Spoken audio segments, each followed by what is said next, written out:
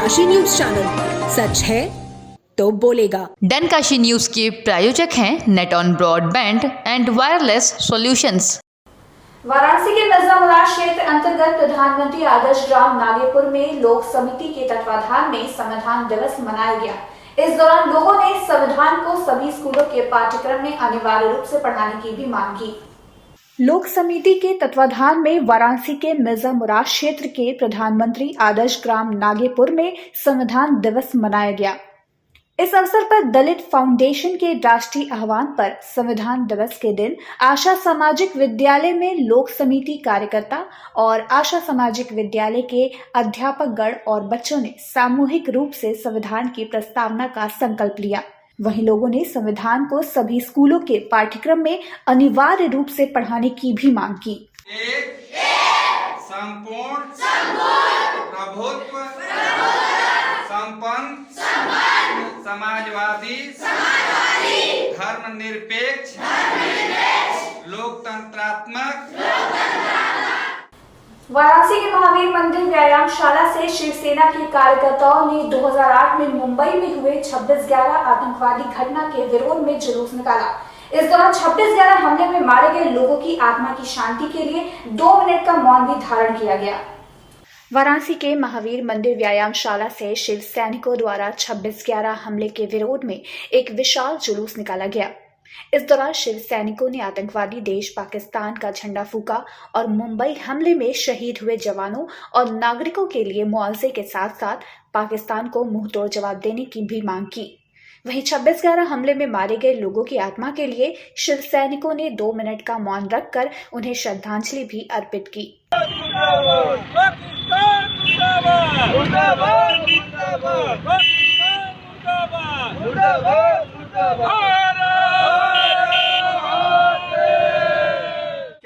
आज हम लोगों ने 26/11/2008 में जो पाकिस्तान षड्यंत्र करके आतंकवादियों को भेजकर हमारे भारत के बम्बई शहर में जो आर्थिक स्थिति को सब बहुत मजबूत और सभी चीज़ों को सहयोग करने वाला उस जगह पर ये लोगों ने आतंकी हमला करके जो तांडव किया, जो पूरे विश्व ने देखा, आज उसका 13 वर्ष हो गया है। इस 13 वर्ष में उस आतंकवाद पाकिस्तान जैसे लोगों को जिस तरह से मुंह तोड़ जवाब इस समय वर्तमान में मिल रहा है, उस समय यदि मिला होता तो आज देश की गरिमा और गौरव और यहाँ के भारत के नागरिकों का गौरव बढ़ा होता, सीना चौड़ा होता। और जो फोर्स मरी है, जो उस पर अधिकारी जो उस पर अपना प्राण त्याग किया आतंकवाद को मारने के लिए, उनको बलिदान का उनका एक सहयोग मिलता, उनका आत्मा खुश होता।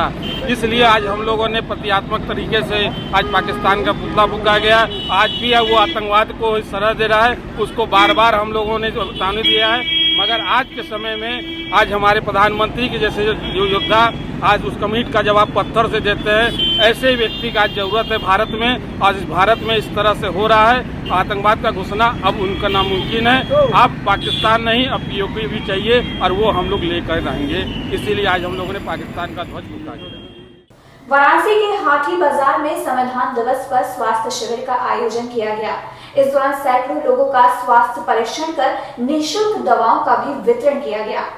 वाराणसी में सेवापुरी विकासखंड क्षेत्र के हाथी बाजार में ईशावास्य संस्था द्वारा संविधान दिवस पर एक स्वास्थ्य शिविर का आयोजन किया गया, जहां स्वास्थ्य शिविर में डॉक्टरों की टीम द्वारा ग्रामीण क्षेत्रों से आए सैकड़ों मरीजों का blood pressure, sugar, general blood की जांच समेत अन्य रोगों का जांच कर निःशुल्क दवा वितरण भी किया गया। वहीं इस अवसर पर संस्था के सचिव उमेश कुमार पांडे ने आए हुए सभी डॉक्टरों को पुष्प गुच्छ व अंग वस्त्र देकर सम्मानित भी किया।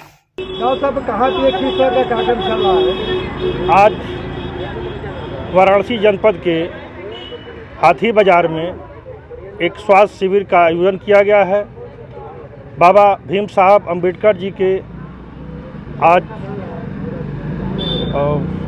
संविधान दिवस पर एक शिविर का आयोजन किया गया है, जिसमें ग्रामीण के सैकड़ों लोग शिविर में अपना इलाज कराने के लिए उपस्थित हुए।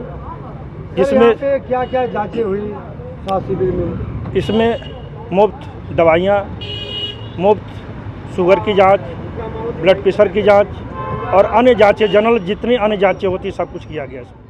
वाराणसी के सनबीम वरुणा सभागार में एक प्रेस कॉन्फ्रेंस का आयोजन किया गया।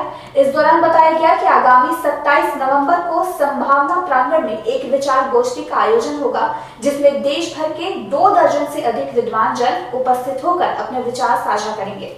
वाराणसी के सनबीम वरुणा सभागार में एक प्रेस कॉन्फ्रेंस का आयोजन किया गया।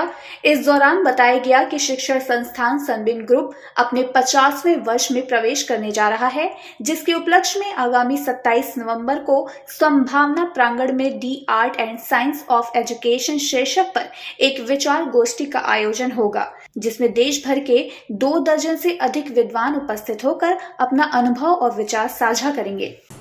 वाराणसी के 39 गोरखा प्रशिक्षण केंद्र में स्थित मोटिवेशनल हॉल म्यूजियम को अब आम जनता के लिए भी खोल दिया गया। वहीं इसके उद्घाटन समारोह में आर्मी पब्लिक स्कूल और केंद्रीय विद्यालय के छात्र छात्राओं ने भाग लिया। वाराणसी के 39 गोरखा प्रशिक्षण केंद्र में स्थित मोटिवेशनल हॉल म्यूजियम, जो अब तक सैनिकों के लिए खुलता था, इसे कमांडेंट ब्रिक हुकुम सिंह बैसला के एसएम द्वारा निर्णय लेने के उपरांत आम जनता के लिए खोल दिया गया।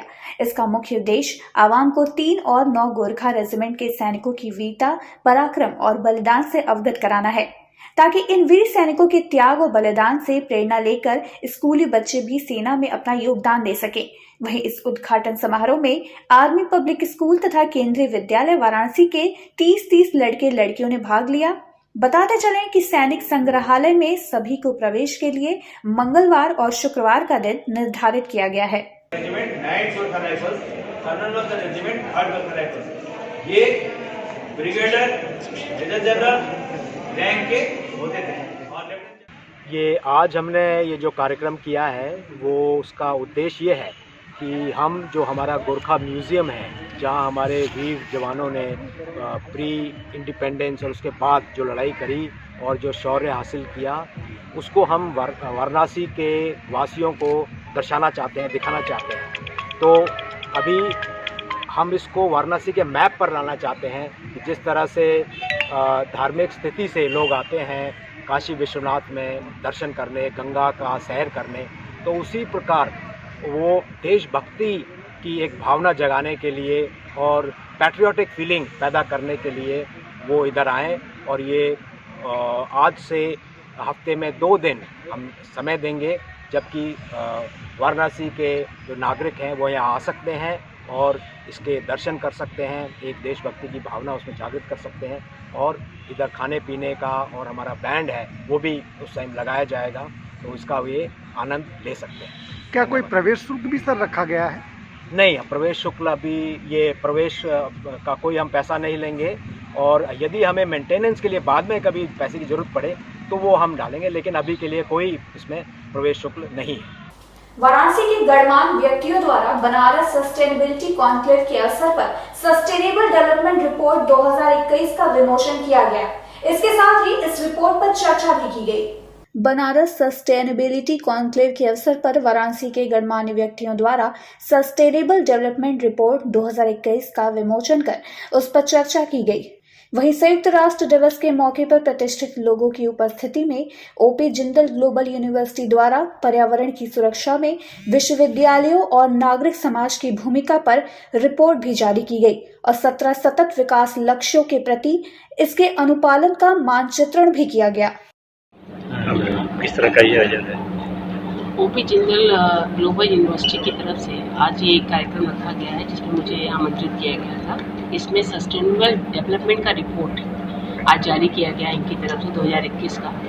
इनका मोटो सिर्फ ये है कि डेवलपमेंट जो हमारे इकोसिस्टम को लेते हुए हमारे पर्यावरण को जो हम लोग इफेक्ट कर रहे हैं, उसको कैसे अच्छे से अच्छा कर सकते हैं अपने व्यवहार में, अपनी ज़रूरतों को कम से कम यूज़ करके, चाहे वो बिजली के तौर पे हो, चाहे वो पानी का कम मिसयूज़ करके। वो लोग पर्यावरण के लिए ये पूरा कार्यक्रम कर रहे हैं, जिसमें विभिन्न एजुकेशन लेवल के प्रोफेसर्स भी आपके सामने बैठे हुए हैं, जिसमें सनबीम एकेडमी से और BHU से भी प्रोफेसर्स आए हुए हैं। तो वो अपने अपने विचार आज पर्यावरण पे रखेंगे, जिससे कि सहायता मिलेगी लोगों को समझने में कि अपने पर्यावरण को कैसे स्वच्छ और सुंदर और बढ़िया रख सके, ताकि हमारे आगे की जनरेशन डेवलपमेंट में कोई दिक्कत न हो। चंदौली के पंडित दीनदयाल उपाध्याय नगर में कांग्रेस कार्यकर्ताओं ने ओरबाड़ चतुर्भुज स्थित डॉक्टर भीमराव अंबेडकर की प्रतिमा पर माल्यार्पण कर संविधान दिवस मनाया। चंदौली के पंडित दीनदयाल उपाध्याय नगर में कांग्रेस कमेटी के तत्वाधान में ओरवाड़ चतुर्भुज में डॉक्टर भीमराव अंबेडकर की प्रतिमा पर माल्यार्पण कर संविधान दिवस मनाया गया। इस दौरान भीम चर्चा नामक कार्यक्रम का भी आयोजन किया गया, जिसमें दलित बस्ती में लोगों से चर्चा कर उन्हें प्रतिज्ञा पत्र भी बांटा गया। गांधी कांग्रेस पार्टी जिंदाबाद जिंदाबाद, भीमराव अंबेडकर अमर रहे। गाजीपुर की मोहम्मदाबाद पुलिस को बड़ी सफलता हाथ लगी, जहां मोहम्मदाबाद पुलिस ने एक हत्या आरोपी को गिरफ्तार कर जेल भेज दिया। गाजीपुर के मोहम्मदाबाद पुलिस द्वारा धारा 302 में वांछित चल रहे अभियुक्त अशरफ खां को मुखबिर की सूचना के आधार पर बालापुर मोड़ सेलमपुर के पास से गिरफ्तार कर लिया गया। वहीं अभियुक्त के कब्जे से आला कत्ल में शामिल एक चाकू भी बरामद किया गया है, जिसके बाद गिरफ्तार अभियुक्त पर विधिक कार्यवाही करते हुए उसे जेल भेज दिया गया। सर, एक हत्या का मामला है, किस तरह का मामला है और पुलिस को एक बड़ी कामयाबी मिली? देखिए, हत्या का मामला थाना मोहम्मदाबाद का है। उसमें 27 सितंबर को एक मुश्ताक नाम के व्यक्ति की हत्या हो गई थी, जिसमें जो मारने वाला था वो बिल्कुल तन्हा व्यक्ति था और ये फकीर टाइप का था। हत्या करने के बाद यहाँ से भाग गया। कभी इसका लोकेशन बस्ती आता था, कभी आता था बाराबंकी, कभी अजमेर शरीफ। बहुत मुश्किल से टीम को लगा करके इसको पकड़ा गया है, तो आज ये पकड़ गया है, अब जिससे ये केस का निस्तारण भी हो जाएगा। प्रथम दृष्टया किस तरह का मामला लगता है? प्रथम दृष्टया ये है कि ये आपसी रंजिश का मामला है। ये था, इसका कहना है कि वो अगर मैं उसे नहीं मारता तो वो मुझे ही मार देता, लेकिन ऐसा नहीं, अपने बचाव में कहता है इसने जाति में ही उसको मारा है, जाति इसी की थी। चंदौली के कृषि विज्ञान केंद्र में लगे 2 दिवसीय कृषि गोष्ठी का चंदौली जिलाधिकारी ने निरीक्षण किया। इस दौरान उन्होंने वहां लगी प्रदर्शनी का जायजा भी लिया। गौरतलब है कि चंदौली मुख्यालय स्थित कृषि विज्ञान केंद्र के प्रांगण में 2 दिवसीय कृषि गोष्ठी का आयोजन किया गया है। इस दौरान कृषि गोष्ठी में जिलाधिकारी संजीव सिंह भी पहुंचे, जहां उन्होंने भव्य कृषि गोष्ठी का निरीक्षण किया। वहीं निरीक्षण के दौरान लगे प्रदर्शनी में उन्होंने धान की वैरायटी, सब्जियों की वैरायटीज इत्यादि का भी जायजा लिया।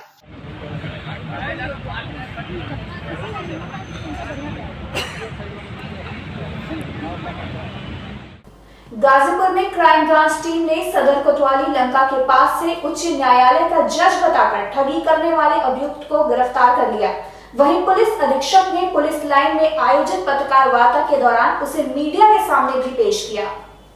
पुलिस अधीक्षक गाजीपुर राम बदन सिंह ने पुलिस लाइन में आयोजित पत्रकार वार्ता के दौरान बताया कि गिरफ्तार किए गए अभियुक्त का नाम तौसीफुल हक है, जो पिछले कुछ दिनों से जनपद में नियुक्त निरीक्षक रहमतुल्लाह खां के मोबाइल नंबर पर फोन कर स्वयं को उच्च न्यायालय का न्यायाधीश बताकर 1,30,000 की मांग कर रहा था।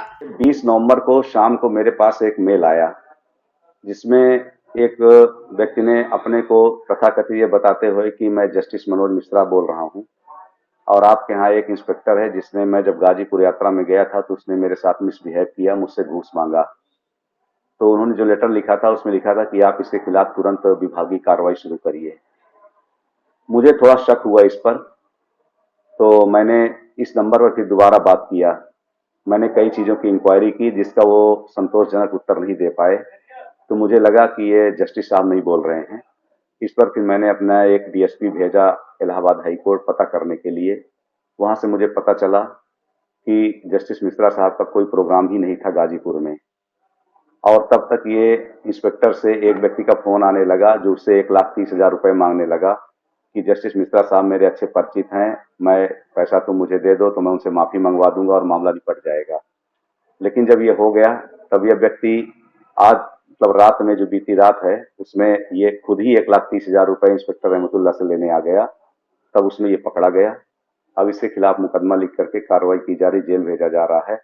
पूछताछ से ये भी पता चला है कि पहले यह व्यक्ति दिल्ली से भी ऐसे जेल जा चुका है, अयोध्या से भी जा चुका है और रुदौली से भी जा चुका है। ये सर, जो व्यक्ति पकड़ा गया है ये करता क्या है और इस तरह के घटना के रचित इसके पीछे क्या कारण है? देखिए, जो पूछताछ से इसने बताया है, इसका कहना है कि इसके पिता ये डीजे कानपुर नगर से रिटायर हुए थे और गाजीपुर में वो परिवार उपभोक्ता फोरम में थे और 1 सितंबर 2020 की यहाँ पर उसकी हार्ट अटैक से मृत्यु हो गई थी। तो अपने पिताजी की डायरी में जो लोग परिचित थे उनके उनके ये नंबर निकालता है, उन्हें नौकरी देने का झांसा देता है और किसी तरह से उन्हीं पे फोन करता है, उन्हीं पे लेटर लिखता है और अपने जाल में फंसा करके उससे पैसे ऐंठता है। तो जो हमारे इंस्पेक्टर रहमतुल्लाह हैं वो भी इसके पिता के परिचित हैं और उसको भी इसने जज बन करके लेटर दिया कि मुझसे बदतमीजी की है और अगर पैसा दे दोगे तो मामला निपट जाएगा, नहीं तो तुम बर्खास्त भी हो जाओगे। तो इस तरह की हथकंडे अपनाता है। प्रथम दृष्टया ये करता क्या था सर, अब क्या मामला? इसने तो अपने को बताया कि मैं वकील हूं और मैं इलाहाबाद हाई कोर्ट में और जो ब्रांच है उसकी लखनऊ में उसमें प्रैक्टिस करता हूं। डनकाशी न्यूज के प्रायोजक हैं net on broadband and wireless solutions. आप देख रहे हैं डनकाशी न्यूज चैनल, सच है तो बोलेगा। पूर्वांचल की खबरों से जुड़े रहने के लिए आज ही सब्सक्राइब करें हमारा YouTube चैनल डनकाशी और हाँ, लेटेस्ट अपडेट्स के लिए बेल आइकन को प्रेस करना ना भूलें। और आपके पास है कोई जानकारी या है